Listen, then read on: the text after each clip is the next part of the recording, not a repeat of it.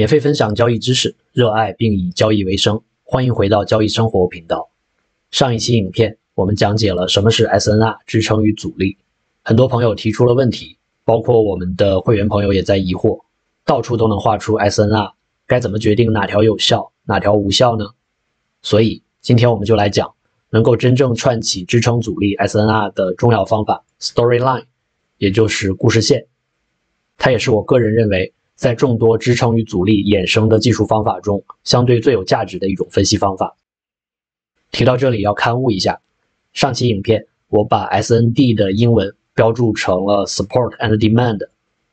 实际上这里的 S 是 Supply 供应的单词，感谢很多细心的朋友指出这一点。回到今天的主题，什么是故事线 Storyline 呢？如果你有看过《西部世界》Westworld 这部美剧，应该对故事线这个词并不陌生。在西部世界中，故事线就是指这些 host 机器人在西部世界园区内需要演绎的剧本角色，已经编排好的故事走向。如果有其他因素介入，他们的故事线也会走向不同的分支。就像是在游戏内的 NPC，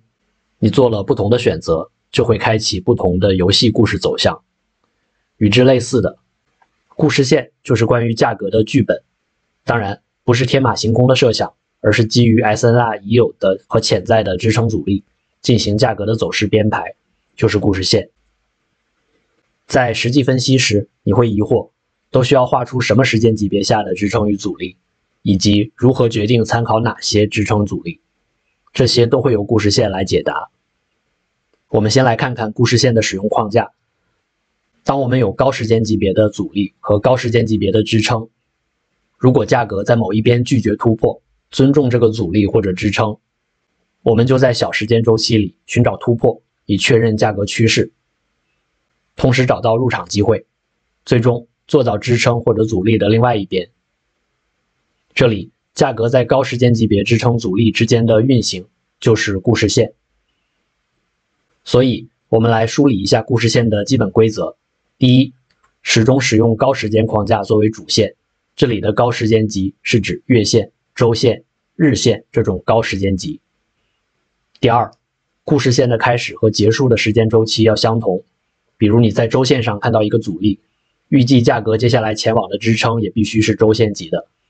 不能说跨越时间周期，在其他周期上找到一个支撑来结束这个故事线。第三，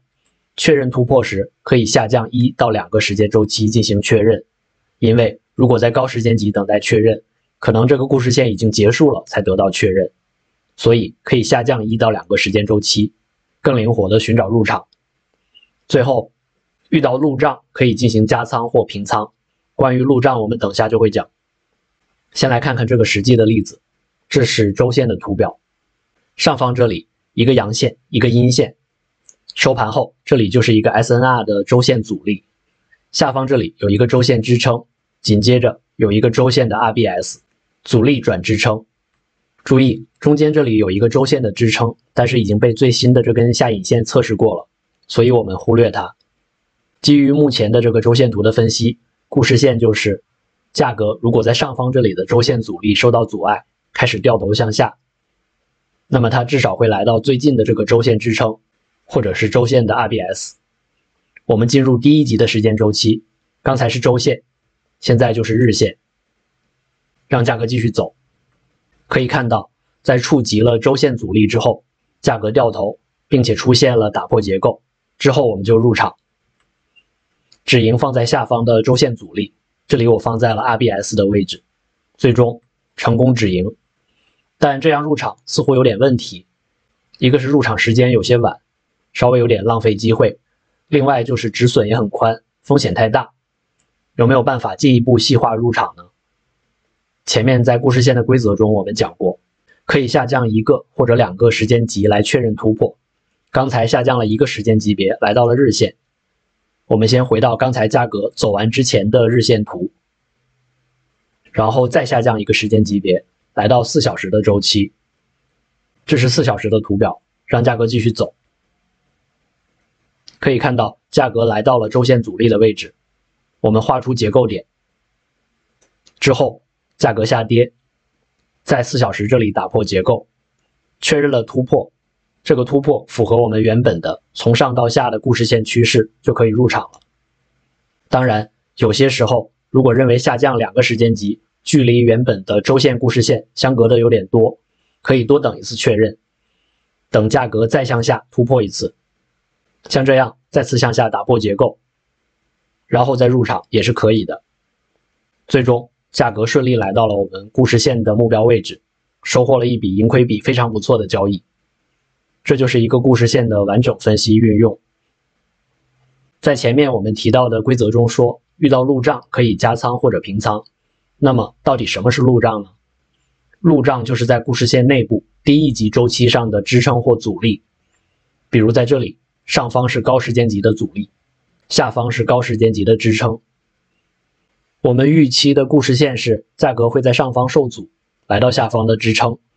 那么在中间的这些低时间级别的 SNR 阻力就是路障。价格在下跌的途中遇到这些路障，就会出现回调的走势。如果在顺利的情况下遵循了原本的故事线，价格最终还是会成功到达下方的高时间级支撑。我们来看这个实际的例子，这是周线的图表，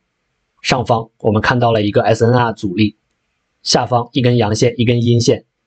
就有了一个 SNR 周线支撑。我们下降1个时间级别，进入到日线图表中。当价格来到上方的周线阻力位置时，受到阻碍，开启我们的故事线。我们把上涨途中的这些相对于周线故事线低一级的日线支撑画出来，这些就都是潜在的路障，让价格继续走。可以看到，价格在这些路障的位置有一些价格行为。价格下跌触碰到一个 RBS 路障进行回调，回调的高点又触碰到上面这个原本是日线支撑转变为 SBR 阻力的路障，这些位置就可以作为我们部分止盈或者是加仓的位置。最终价格还是来到下方周线的支撑，抵达了这个故事线的终点。 OK， 以上就是我们 SNR 第2课故事线的讲解和运用。如果觉得对你有帮助，请点赞关注并转发给你认为有需要的朋友。如果想看更多的讲解和实战交易，也欢迎访问我们交易生活的官网查看更多内容。我们下次见，拜拜。